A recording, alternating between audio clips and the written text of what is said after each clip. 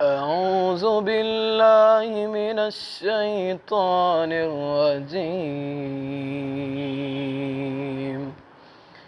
بسم الله الرحمن الرحيم.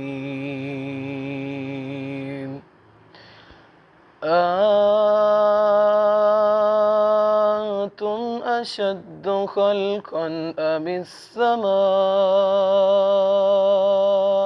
بنيها رفع سمكها فسويها وأغطش ليلها وأخرج ضحيها والأرض بعد ذلك دحيها أخرج منها ماءها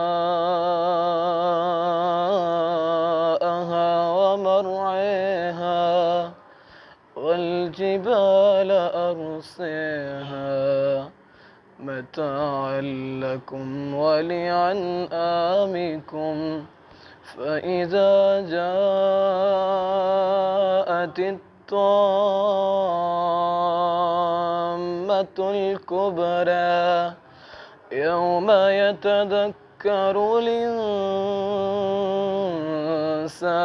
ما سعى وبرزت الجحيم لمن يرى فأما من طغى وآثر الحياة الدنيا فإن الجحيم هي المأوى وأما من خاف مقام ربه ونهى النفس عن الهوى فإن الجنة هي المأوى يسألونك عن الساعة أيان مرساها فيما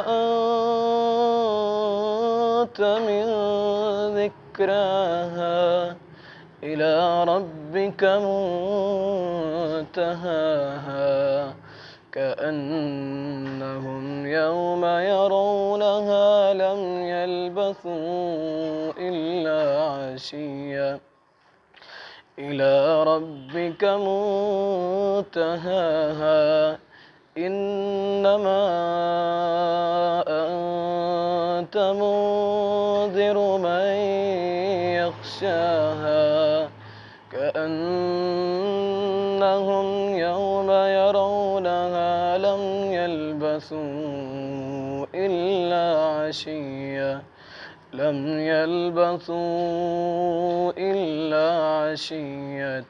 أو ضحاها. صدق الله العظيم.